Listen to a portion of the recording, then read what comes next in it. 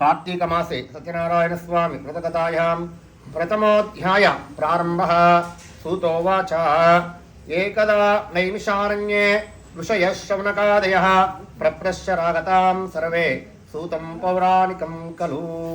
పూర్వకాలంలో నైమిషారణ్యంలో ఉన్నటువంటి శౌనకాది మునీంద్రులు సూత పౌరాణికుని చూసి ఈ విధంగా అడుగుచున్నారు. వ్రతేన తపసాం కిం ప్రాప్యతే వాజితం ఫలం తస్వేరి ఇహమందు సుఖాన్ని అనుభవించి అంత్యమందు మోక్షాన్ని పొందేటటువంటి సులభమైనటువంటి వ్రతమును చెప్పవలసిందని ప్రారా. ఇప్పుడు మీరు ఏ విధంగానైతే నన్ను అడిగినారో, వైకుంఠంలో నారద మహర్షి శ్రీమన్నారాయణ మూర్తిని అడగగా భగవంతుడు నారదంతో చెప్పినటువంటి కథని నేను మీతో చెబుతున్నాను. శ్రద్ధగా వినండి. ఏకదా నారదో యోగి పరానుగ్రహకాంక్షయ పర్యటన్ వివిధాన్ లోకాన్ మర్త్యలోకముపాగతః. నారద మహర్షి సకల లోకాలు తిరుగుతూ భూలోకానికి వచ్చాడు. భూలోకంలో ప్రజలందరూ అనేక రకములైనటువంటి కష్టాలు అనుభవిస్తూ, దరిద్రాన్ని అనుభవిస్తూ, అనేక పాపాలు చేస్తూ తత్ఫలితాలు పొందుతున్నారు. ఇలాంటి యొక్క దృశ్యాలను చూసి జన్మలోకెల్లా అతి ఉత్తమమైన జన్మ మానవ జన్మ అంటారు. అలాంటి మానవులు ఇందుకోసం కష్టపడుతున్నారు.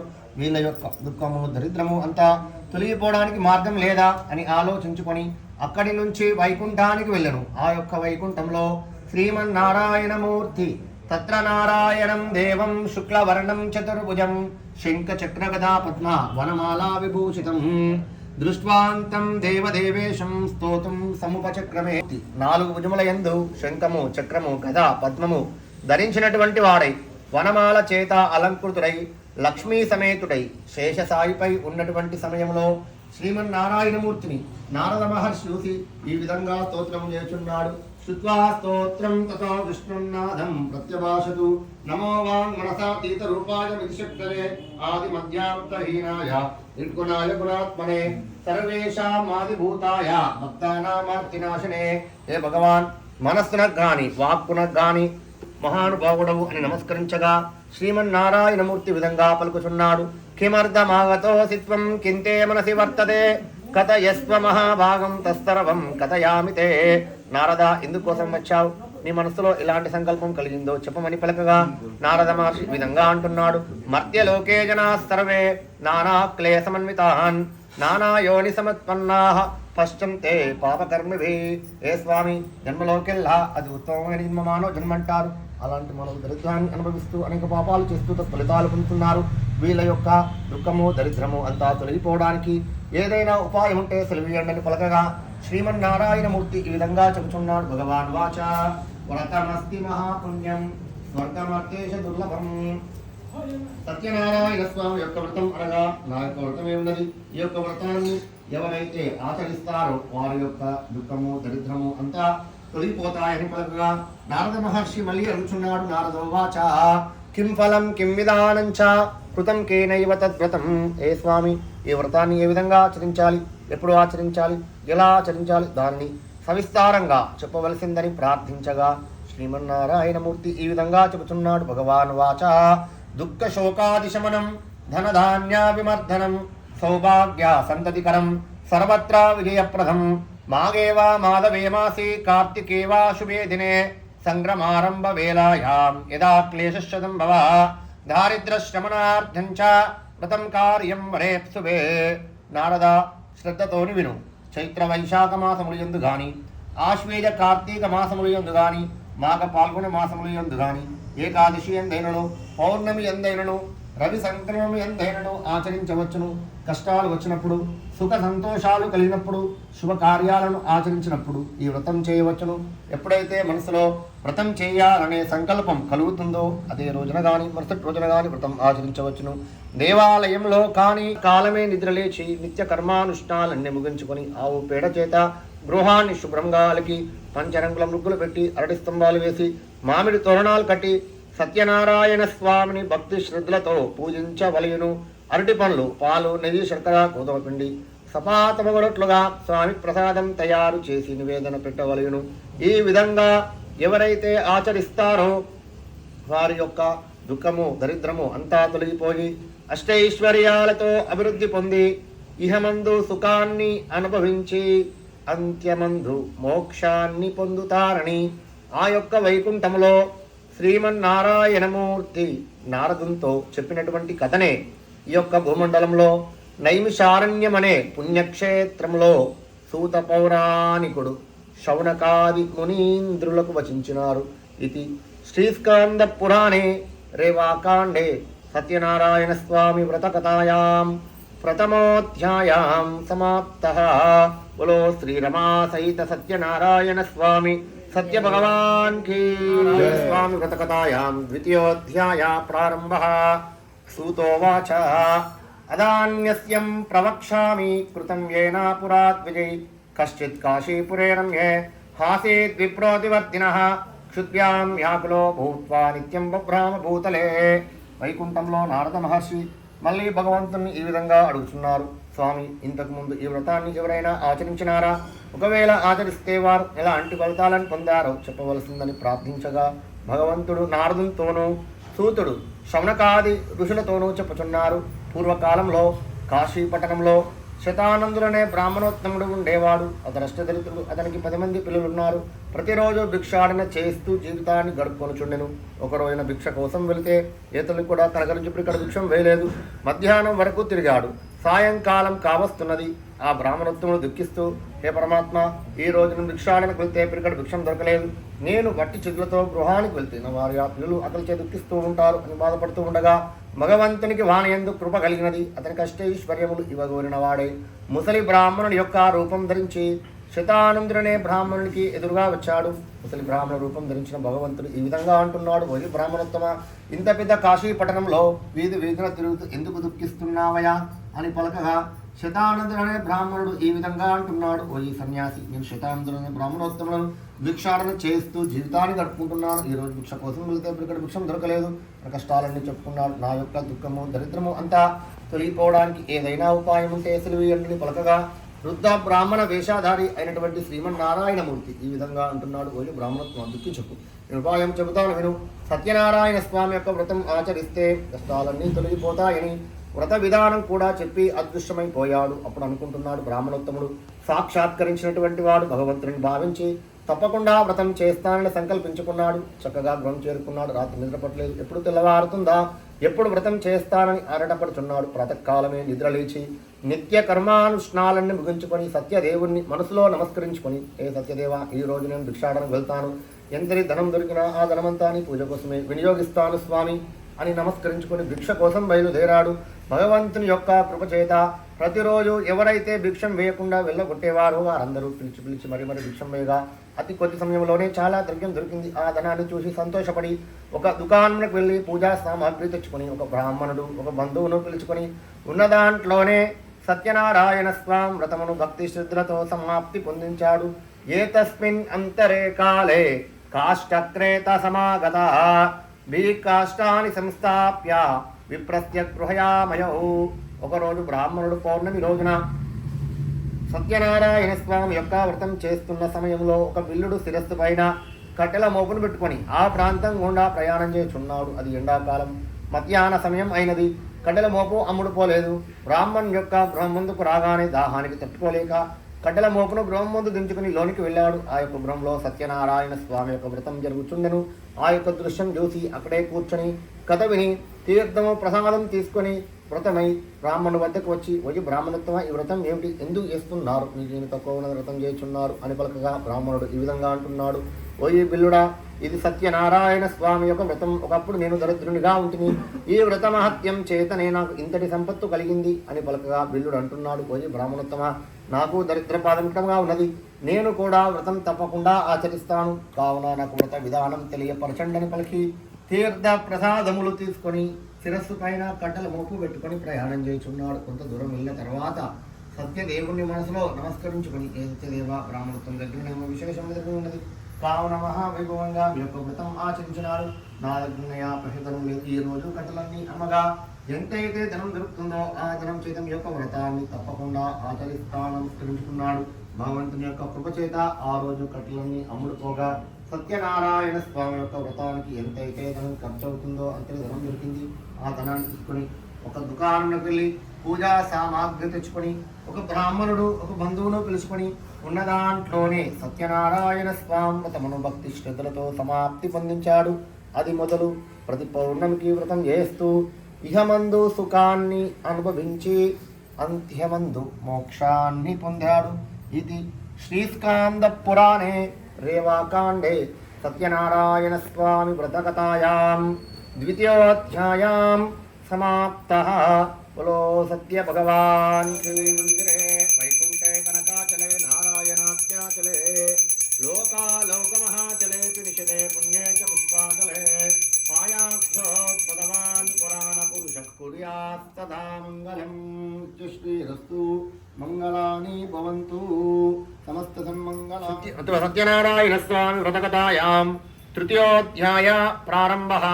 సూతోవాచ పునరగ్రే ప్రవక్ష్యామి శృణుధ్వం మునిసత్తమ పురోచాల్ముఖానామో నృపశ్చాన్మహీమతే. పూర్వకాలంలో ఉల్కాముఖ మహారాజు గారు సత్యనారాయణ స్వామి యొక్క కృపాకటాక్షంతో సంతానాన్ని పొంది భద్రశీల నదీ తీరంలో భార్య బంధుమిత్ర సపరివారంతో సత్యనారాయణ స్వామి యొక్క వ్రతం చేయుచుండెను. అలాంటి సమయంలో సాధు అనే షావుకారి వేర నిమిత్తమై కొంత ద్రవ్యాన్ని నావలో నింపుకొని ఆ నదీ తీరం వెంట ప్రయాణం చేయుచున్నాడు. మహారాజు గారు ఎక్కడైతే వ్రతం చేయుచున్నాడో షావుకారి అక్కడికి వచ్చి కూర్చున్నాడు. మనసులో షావుకారి ఈ విధంగా ఆలోచించాడు, రాజుగారికి ఏమిటి వ్రతం చేయడం ఏమిటి, రాజుగారికి ధనం లేదా, ధాన్యం లేదా, సంపత్తి లేదా, మరి ఎందుకోసం వ్రతం చేయుచున్నాడు తెలుసుకోవాలని సంకల్పించి వ్రతం అయిన పిదప రాజు సమీపానికి వెళ్ళి, హే రాజా, ఈ వ్రతం ఏమిటి, ఎందుకు చేస్తున్నారు, మీకు ఏమి తక్కువ ఉన్నదని వ్రతం చేయుచున్నారు అని పలకగా మహారాజు గారు ఈ విధంగా అంటున్నారు, ఓ ఈ షావుకారి, ఈయన సత్యదేవుడయా, నాకు సంతానం లేకుండే స్వామికి మొక్కుకో, నేను కూడా వ్రతం తప్పకుండా ఆచరిస్తాను, కావున నాకు వ్రత విధానం తెలియపరచండని పలికి తీర్థ ప్రసాదములు తీసుకుని వ్యాపారాన్ని వదిలి చక్కగా తన గ్రామమునకు తిరుగు ప్రయాణమైనాడు. తన యొక్క గృహంలో తన భార్య అయినటువంటి లీలావతిని పిలిచి, ఓ లీలావతి, సంతానం ఇచ్చేటటువంటి దేవుడు సత్యదేవుడు, ఆ స్వామికి నమస్కరించుకుంటే సంతానం కలుగుతుందని పలికి తాను తెచ్చిన తీర్థము ప్రసాదం ఇచ్చి తాను విన్నటువంటి కథని చెప్పి ఉల్కాముఖ మహారాజు గారి వృత్తాంతమును తెలియపరిచినాడు. ఆ దంపతులు ఇద్దరు కూడా స్వామికి నమస్కరించి, హే సత్యదేవ, మాకు ఎప్పుడైతే సంతానం కలుగుతుందో అలాంటి సమయంలో మీ యొక్క వ్రతాన్ని తప్పకుండా ఆచరిస్తామని నమస్కరించుకున్నారు. భగవంతుని యొక్క కృపచేత లీలావతి గర్భం ధరించింది. 10వ మాసంలో ఆడపిల్లను కరినది. పాడ్యమి మొదలుకొని పౌర్ణమి వరకు చంద్రుడు ఏ విధంగానైతే షోడశ కళల చేత అభివృద్ధి పొందుతాడో అదే విధంగా ఆ శిశువు అభివృద్ధి పొందడం చేత కళావతి అని నామకరణం చేశారు. అటువంటి శుభ సమయంలో సత్యనారాయణ స్వామృతమును కూతురు వివాహ సమయంలో ఆచరించినట్లయితే బాగుంటుందని సంకల్పించుకొని వ్రతం చేయడం ఆపివేశాడు షావుకారి. తండ్రి యొక్క గృహంలో కళావతి దినదినాభివృద్ధి పొందుతుంది. 8 సంవత్సరములు వచ్చినవి. పూర్వకాలంలో 8 సంవత్సరములు వచ్చినటువంటి కన్యలకు 5 రోజులు మహావైభవంగా వివాహం చేసేటటువంటి వారు. అదేవిధంగా కళావతికి 8 సంవత్సరం నిండినవి. ఒక వైశ్యబాలుని బుద్ధివంతుని తీసుకొని వచ్చి తన యొక్క గృహంలో బంధువుల సమక్షంలో బ్రాహ్మణుల సమక్షంలో 5 రోజులు మహావైభవంగా వివాహం చేశాడు. అటువంటి శుభ సమయంలో సత్యనారాయణ స్వామి వ్రతమును మర్చిపోయాడు. అల్లుని లరికంగా తన ఇంట్లోనే ఉంచుకున్నాడు. ఈ విధంగా కొద్ది రోజులు గడిచింది. ఒక రోజున షావుకారి అల్లుని పిలుచుకొని, అల్లుడా కుమారస్వామి, మనం షావుకారులం బేరం చేసుకుని బ్రతికే వాళ్ళం, కూర్చొని తిండే కుట్టలు కూడా ఇంకా ఇక్కడ ఇన్ని రోజులు కూర్చొని తిందామయ్యా, ఎక్కడికైనా వెళ్ళి వ్యాపారం చేస్తామని పలికినటువంటి వారై మామ అల్లుడు ఇద్దరు కూడా కొంత ధనాన్ని నావలో నింపుకొని సముద్రం పైన ప్రయాణం చేసి రత్నసానుపురం అనే పట్టణం చేరుకున్నారు. ఆ రత్నసానుపురమును చంద్రకేతు మహారాజు పరిపాలిస్తున్నాడు. పట్టణం చేరుకునేసరికి చీకటి పడినది. తెల్లవారిన తర్వాత పట్టణంలోనికి ప్రవేశిస్తామనుకుని షావుకారులు ఇద్దరు అక్కడే నిద్రిస్తున్నారు. అలాంటి సమయంలో శ్రీమన్నారాయణమూర్తి అనుకున్నాడు, ఏమిరా మలున్న మనసులే, ఇలాంటివా, ఆపదలు రాగానే ముక్కులు మోపుతారు, ఆపలు తిరగానే మర్చిపోతారు. ఈ షావుకారులు నా వలన ఫలితాన్ని పొంది నన్ను మర్చిపోయారు. కావున ఓయి షావుకారులారా, దారుణం కఠినం చాస్తి మహాదుఃఖం భవిష్యతి, అనుభవింప శక్యం కానటువంటి కష్టాలు అనుభవించిందయా అని శపించినాడు. ఎప్పుడైతే భగవంతుడు శాపాన్ని పెట్టినాడో వెంటనే మాయా దొంగలు పుట్టారు. ఆ యొక్క దొంగలు రాజుగారి యొక్క ధనాగరంలో పడి ధనాన్నంతా ఎత్తుకొని వచ్చి షావుకార్ల యొక్క నావలో వదిలిపెట్టారు. గస్తీ తిరుగుతున్నటువంటి రాజభటులు రాజముద్రికలు కలిగినటువంటి ధనాన్ని చూసి షావుకార్లే దొంగలను భావించి తెల్లవారి రాజు ముందు నిలబెట్టి, హే రాజా, వీరవాసులు కొత్తగా వచ్చినారు, రాత్రి దొంగతనం చేస్తుంటే పట్టుకున్నాం, ఇదిగో ధనం, ఇదిగో దొంగలు అని కొత్తగా షావుకార్లు ఈ విధంగా కూర్చుంటావా, ఇదిగో ధనం, ఇదిగో దొంగలు పడక షావుకార్లు ఈ విధంగా, ఏ రాజా, మేము దొంగతనం చేయలేదు, ఈ ధనం మా దగ్గరికి ఎలా వచ్చిందో తెలియదు, అన్యాయంగా పట్టుక వచ్చినారయ్యా మీ భటులు అని పలకగా భగవంతుని యొక్క శాప మహిమ చేత షావుకారులు మాట్లాడినటువంటి మాటలు రాజుగారికి వినిపించలేదు. మహారాజు గారు అనుకున్నాడు, ధనం దొరికింది, దొంగలు దొరికారు, విచారించడం ఎందుకని ఆలోచించి ఆ జన్మ అనగా జన్మ ఉన్నంత వరకు షావుకారులను కారాగారంలో బంధించండి అని ఆజ్ఞాపించాడు. ఇక్కడ వీరు దుఃఖిస్తున్నారు. వీరి యొక్క గృహంలో ఏ విధంగా ఉందంటే, ఎప్పుడైతే భగవంతుడు శాపాన్ని పెట్టినాడో గృహంలో దొంగలు పడ్డారు. ప్రతిరోజు తల్లి కూతురు భిక్షాటన చేస్తూ జీవితాన్ని గడుపుకుంటున్నారు. 6 మాసాలు గడిచినది, షావుకార్ల జాడ దొరకలే. ఒక రోజున సాయంకాలం కళావతి ఆకలి చేత పవిత్రాలై బ్రాహ్మణుని యొక్క గృహం వెళ్ళగా అక్కడ సత్యనారాయణ స్వామి యొక్క వ్రతం జరుగుచుండెను. ఆ యొక్క దృశ్యం చూసి అక్కడే కూర్చొని కథ విని తీర్థం ప్రసాదం తీసుకొని వ్రతమై ఇంటికి వచ్చేసరికి కొంత రాత్రి సమయమైంది. అప్పుడు లీలావతి కూతురుని చూసి కోపించి, ఓయి కళావతి, ఇంత రాత్రి వరకు తిరిగి వచ్చినా అని కఠినంగా మాట్లాడగా అలాంటి వాక్యాల కళావతి ఈ విధంగా ఉంటుంది. ఓ తల్లి, ఒక బ్రాహ్మణి యొక్క గృహంలో కోరిన కోరికలు తీర్చేటటువంటి సత్యదేవుని యొక్క వ్రతం జరుగుతుంటే చూస్తూ కూర్చొని కథ విని తీర్థం ప్రసాదం తీసుకొని ఇంటికి వచ్చేసరికి ఇంత రాత్రి సమయమైందని పలికి తాను తెచ్చిన తీర్థం ప్రసాదం ఇచ్చి తాను విన్నటువంటిదో లీలావతికి తనకు సంతానం కలగముందు తన భర్త చెప్పినటువంటి సత్యనారాయణ స్వామి వ్రతం జ్ఞాపకానికి వచ్చింది. అప్పుడు అనుకుంటుంది, స్వామి, ఎంతటి అపచారం జరిగింది, మీ యొక్క వ్రతాన్ని చేస్తానని చేయలేదు కాబట్టే ఇక్కడ మేము ఇన్ని కష్టాలు అనుభవిస్తున్నాం. ఇక్కడే ఇన్ని కష్టాలు అనుభవిస్తుంటే దేశం కాని దేశానికి, రాజ్యం కాని రాజ్యం భర్తాలుడు వెళ్ళారు. ఇక్కడ వారు ఎంత కష్టపడుతున్నారు అని బాధపడింది. తెల్లవారి కొంత ధనాన్ని సమకూర్చుకొని ఒక బ్రాహ్మణుడు ఒక బంధువును పిలుచుకొని ఉన్న దాంట్లోనే సత్యనారాయణ స్వామి వ్రతమును భక్తి శ్రద్ధలతో సమాప్తి పొందించింది. ఏ సత్యదేవ, మా యొక్క భర్తాలుడు శీఘ్రంగా ఇల్లు చేరవలసిందని ప్రార్థించింది. ఆ వ్రతానికే భగవంతుడు సంతోషపడి అదే రాత్రిలో చంద్రకేతు మహారాజుకు స్వప్నంలో సాక్షాత్కరించి, ఓయి చంద్రకేతుడా, నిష్కారణంగా నీ రాజ్యంలో 2 షావుకారులు బంధింపబడ్డారయా. ప్రాతకాలంలో వారిద్దరిని విడుదల చేసి వారి దగ్గర నీవు ఎంతైతే ధనం తీసుకున్నావో దానికి రెట్టింపు ధనం ఇవ్వవలసిందని పలికాడు.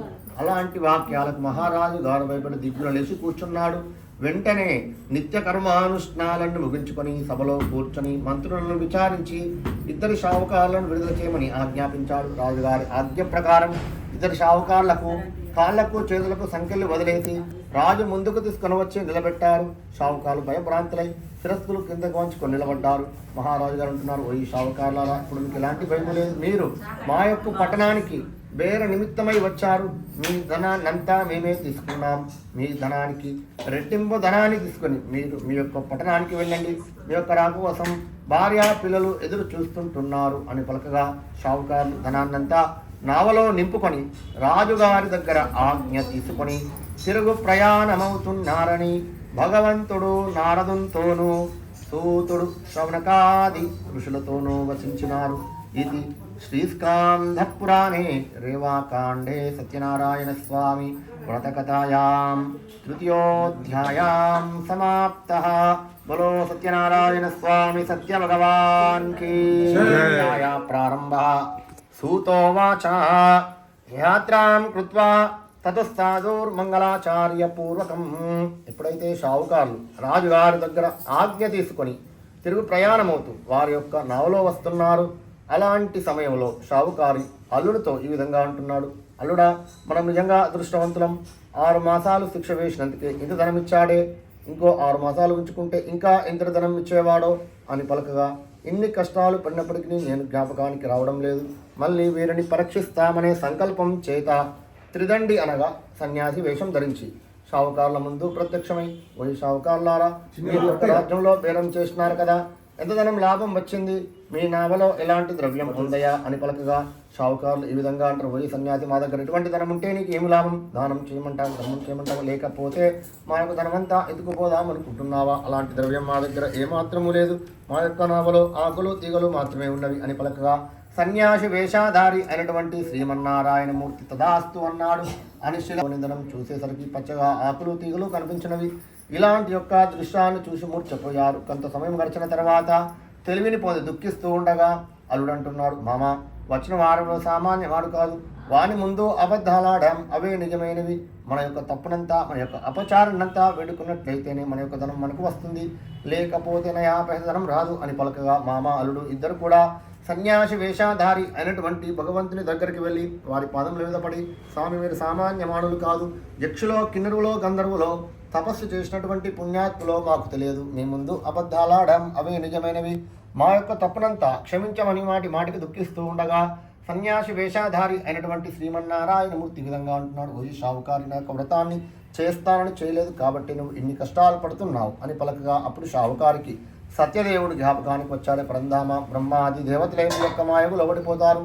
అలాంటిది మానవులం మూడులం చపల చిత్తులం ఇప్పుడు మాట్లాడింది గడిసేపట్లోనే మర్చిపోతాం. మీ మహిమ తెలుసుకునే శక్తి మాకున్నదా అని వేడుకొని స్వామిని పూజించి వారి ధనమంతా పొంది పట్టణ తీరానికి చేరుకున్నారు. తమ యొక్క రాకను తెలపడానికి తన యొక్క గృహానికి ఒక దూతను ఇంటికి పంపాడు. ఆ దూత ఇంటికి వెళ్ళేసరికి తల్లి కూతురు సత్యనారాయణ స్వామృతం చేయుచున్నారు. షావుకార్ల రాకను దూత ద్వారా తెలుసుకుని లీలావతి బహు సంతోషపడి కూతురుతో ఈ విధంగా అంటుంది, కూతురా కళావతి, నీ తండ్రి గారిని దర్శనం చేసుకుంది. కళావతి కూడా సత్యసామి యొక్క వ్రతం సమాప్తి పొందించింది. కానీ భర్తను చూడాలనే తొందరలో భగవత్ తీర్థ ప్రసాదాలు మర్చిపోయి సముద్ర తీరానికి వెళ్ళింది. దాని వలన సత్యదేవుడు కోపించి, ఓయి కళావతి, నా యొక్క తీర్థ ప్రసాదముల కన్ను భక్తమినడా అని పలికినటువంటి వాడై కళావతి యొక్క భర్తను నావతో సహా నీటిలో ముంచి వేశాడు. కళావతి సముద్ర తీరానికి వెళ్ళగా మన భర్త కనిపించకపోగానే అనేక విధాలుగా దుఃఖిస్తూ ఉంది. అటువంటి సమయంలో షావుకారు అక్కడ బంధువులు కళావతిని ఆశ్చర్యపోతూ ఇంతసేపు మనతోనే మన ప్రక్కనే మాట్లాడుతూ కూర్చున్నాడు కదా, ఏ దేవుడు విలాసం చేత మాయమైపోయాడు, ఎలా మాయమైపోయాడు ఆశ్చర్యపోతూ ఉండగా షావుకారికి సత్యదేవం చేశాడు. ఆ స్తోత్రానికి భగవంతుడు ఈ విధంగా అంటున్నాడు, ఓ షావుకారిని యొక్క కూతురు నా యొక్క తీర్థ ప్రసాదాలు వదిలిపెట్టి వచ్చింది.